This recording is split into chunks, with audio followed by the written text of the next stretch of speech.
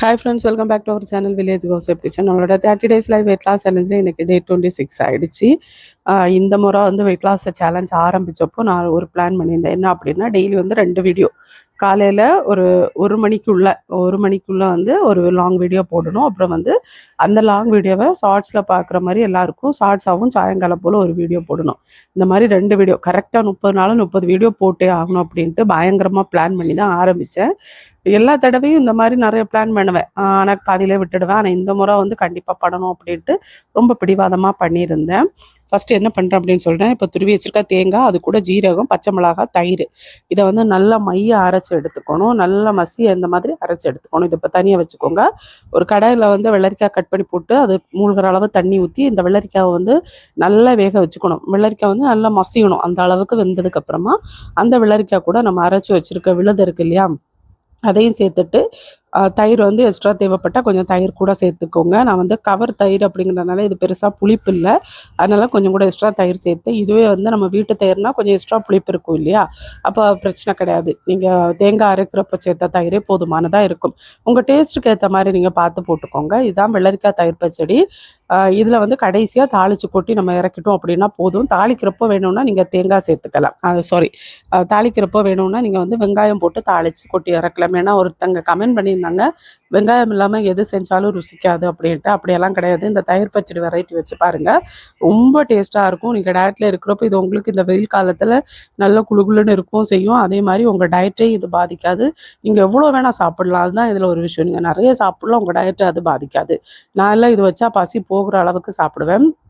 அப்புறம் வெறுங்கறி வைக்கிறேன். அதுக்காக தேங்காய், புளி, ஜீரகம், இஞ்சி, பூண்டு இவ்வளவும் போட்டு அதை நல்லா மையாக அரைச்சி எடுத்துகிட்டு ஒரு கடாயில் வந்து தேங்காய் சேர்த்து கடுகு கருவேப்பிலை தாளித்து வச்சுட்டு நம்ம அரைச்சி வச்சுருக்கோம் இல்லையா தேங்காய் விழுது, அதையும் சேர்த்து அது கூட தேவையான அளவுக்கு தண்ணியும் சேர்த்து அது நுரைச்சி பொங்கி வர்றப்போ அடுப்பை ஆஃப் பண்ணி நம்ம இறக்கிட்டோம் அப்படின்னா நம்மளோட வெறுங்கறி ரெடி ஆகிடுச்சு. இது வந்து சோறு கூட ஊற்றி சாப்பிட்றதுக்கு ரொம்ப சூப்பராக இருக்கும். வெறுங்கறிக்கு வந்து வெறுங்கறி அப்படின்னு பேரே வந்து அதில் வேறு எதுவும் சேர்க்காம வெறுங்கறி இப்படி வைக்கிறது தான். சோறு கூட பொரிச்ச மீனெல்லாம் வச்சு சாப்பிட்றதுக்கு அவ்வளோ டேஸ்ட்டாக இருக்கும்.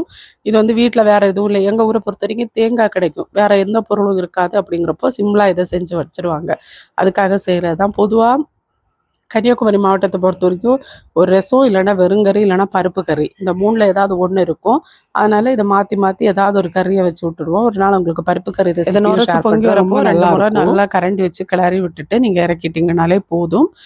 தண்ணி உங்களோட தேவைக்கு, ரொம்ப தண்ணியாகவும் இருக்கக்கூடாது, ரொம்ப கெட்டியாகவும் இருக்கக்கூடாது. அந்த மாதிரி தண்ணி ஊற்றி இதை எடுத்துக்கணும். இஞ்சியும் புளியும் தான் இதோட டேஸ்ட்டே.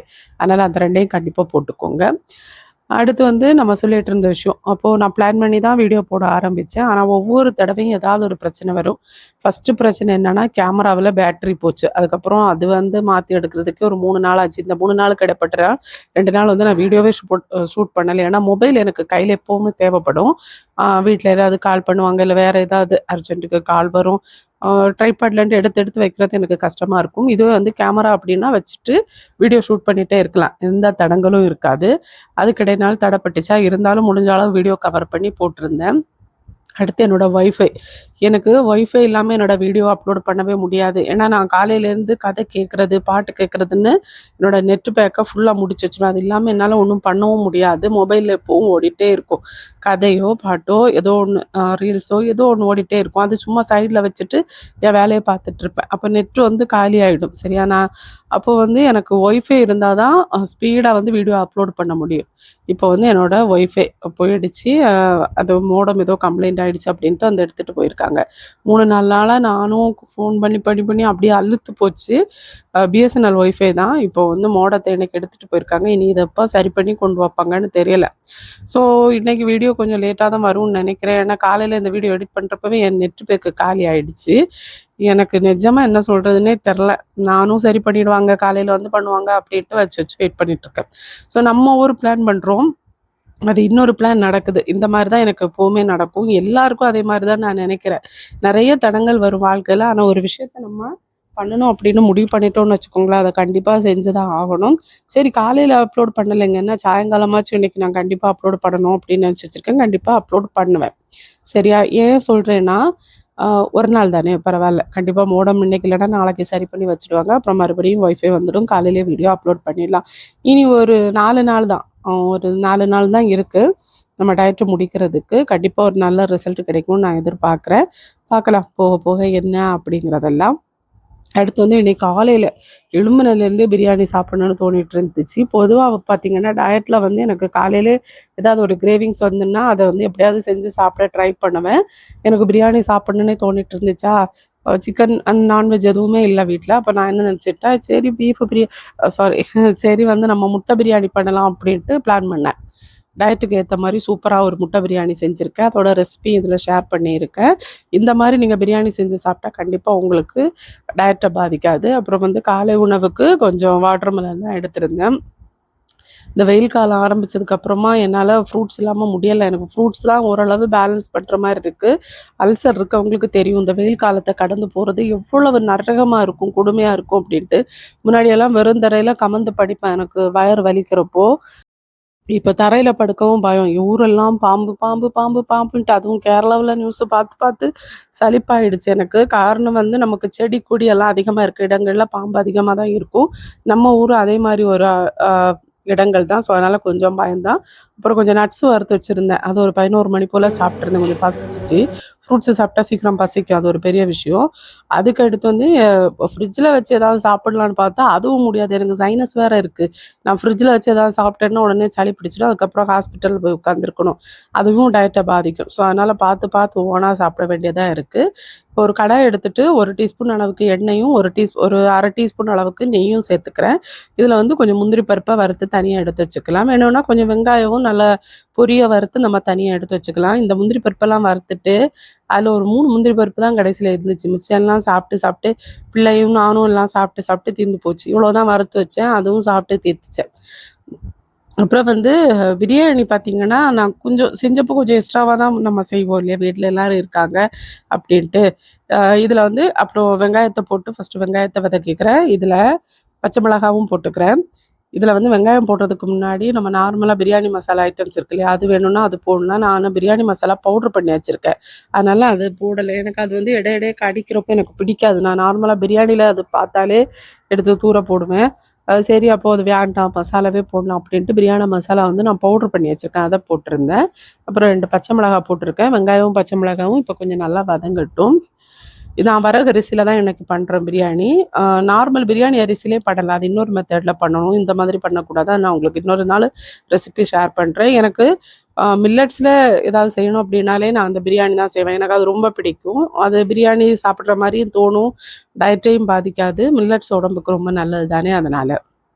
இப்போ வெங்காயம் நல்லா வதங்கினதுக்கு அப்புறமா தக்காளி போட்டுறேன். தக்காளி நல்லா வதங்கிடுச்சு. அதுக்கு அடுத்து வந்து இஞ்சி பூண்டு பேஸ்ட்டு போட்டிருந்தேன். அடுத்து வந்து நம்ம அ உப்பு சேர்த்துக்கிறேன். உப்பு சேர்த்துட்டு தக்காளி வந்து நல்லா வதங்கட்டும். வதங்கினதுக்கு அப்புறமா தான் இஞ்சி பூண்டு பேஸ்ட்டு போட்டிருந்தேன். இப்போ நல்லா கிளறி விட்டுட்டு இத மூடி போட்டு ஆவியிலேயே நல்லா வேக வச்சு எடுத்துக்கிறேன். தக்காளி நல்லா மசியட்டும். தக்காளி மசிஞ்சதுக்கப்புறம் இதில் வந்து மசாலா சேர்த்துக்கலாம். மசாலா வந்து நான் சொன்ன மாரி பிரியாணி மசாலா பவுடர் பண்ணி வச்சுருக்கேன் இல்லையா? அது போட்டிருக்கேன். அதுக்கப்புறம் மஞ்சத்தூளு, உப்பு ஆல்ரெடி போட்டாச்சு. மஞ்சத்தூளு, மல்லித்தூளு, மிளகாத்தூள் போட்டுக்கிறேன். உங்களோட அந்த டேஸ்ட்டுக்கு ஏத்த மாரி. சிலர் வந்து மசாலா கொஞ்சம் தூக்கலா எடுப்பாங்க. சிலர் மீடியமா எடுப்பாங்க. நான் மீடியமா போட்டுப்பேன் எல்லாமே. பிரியாணி மசாலா இருக்கு அப்படின்னா, நீங்க அதுவும் போடலாம். நான் கடையிலேருந்து வாங்கின பிரியாணி மசாலா இருக்கும் இல்லையா? அது வேணும்னாலும் போடலாம். நான் வீட்ல பவுடர் பண்ண பிரியாணி மசாலா போட்டிருந்தேன். அடுத்து வந்து கொஞ்சம் மல்லித்தூள் அவ்வளவுதான். இவ்வளவும் போட்டு நல்லா வதக்கிட்டு, இது கூடவே இஞ்சி பூண்டு பேஸ்ட்டும், தயிரும் போட்டு இத கொஞ்சம் நல்லா வதக்கிக்கலாம்.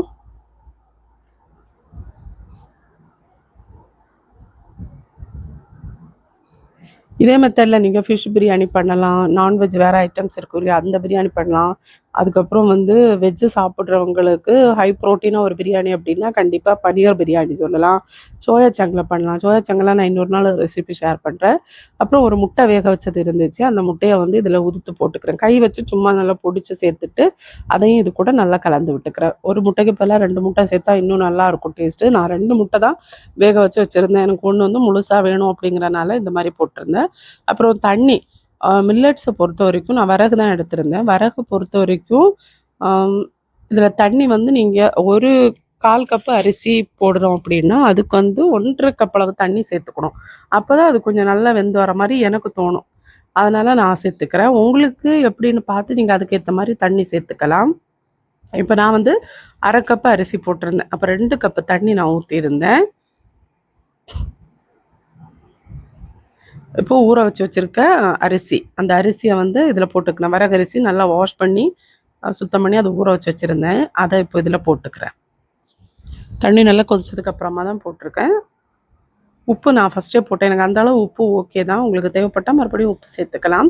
இப்போ லோ ஃப்ளேமில் வச்சு இது நல்லா சுண்டி வர்ற வரைக்கும் இதை நம்ம வேக வச்சு எடுத்துக்கலாம். ஒரு 10 நிமிஷத்தில் நல்லா தண்ணியெல்லாம் வற்றி நல்லா வெந்து புல்லுன்னு வரும். அது வரைக்கும் அப்படியே விடலாம். இப்போ அந்த முட்டை வேக வச்சு வச்சுருக்க முட்டை ஒன்று கூட போட்டுக்கிறேன். அவ்வளோதான். கடைசியில் வந்து நம்ம வெள்ளரிக்காய் தயிர் பச்சடி இருக்குல்ல, அதுவும் இப்போ கடைசியாக வறுத்து வச்சுருந்தா அந்த முந்திரி பருப்பை உடச்சி போட்டேன். அதையும் உடச்சி போட்டுட்டு கூட வந்து பிரியாணியும் வச்சு ஒரு முட்டையும் வச்சு சாப்பிட்டுருந்தேன். நல்லா இருந்துச்சு, திருப்தியாக இருந்துச்சு. டயட் அப்படிங்கிற எண்ணமே வராத மாதிரி ஒரு சூப்பரான ரெசிபி. அந்த தண்ணி சொன்ன அளவு உங்களுக்கு கண்டிப்பாக புரிஞ்சிருக்குமான்னு எனக்கு தெரில. புரியலைன்னா கேளுங்க. நான் அரிசி எடுத்த கப்பையும் அதில் எத்தனை கப்பை தண்ணி எடுத்திருக்கேன் அப்படிங்கிறதே இன்னொரு வீடியோவில் உங்களுக்கு நான் காட்டுறேன்.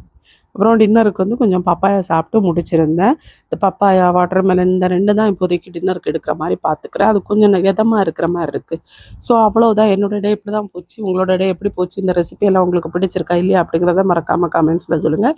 இந்த பிரியாணி ரெசிபி ட்ரை பண்ணிவிட்டு உங்கள் ஃபீட்பேக்கையும் மறக்காமல் எனக்கு சொல்லுங்கள். இத்தனை நாள் போட்ட வீடியோவில் இந்த ரெசிபிஸை நான் சொன்ன விஷயங்கள் ஏதாவது உங்களுக்கு யூஸ்ஃபுல்லாக இருக்கா இல்லையா அப்படிங்கிறதையும் கமெண்ட்ஸில் சொல்லிட்டு போங்க. வீடியோவை லைக் பண்ணவும் ஷேர் பண்ணவும் மறக்காதீங்க. அடுத்த வீடியோவில் சந்திக்கலாம். Bye friends. தேங்க்ஸ் ஃபார் வாட்சிங்.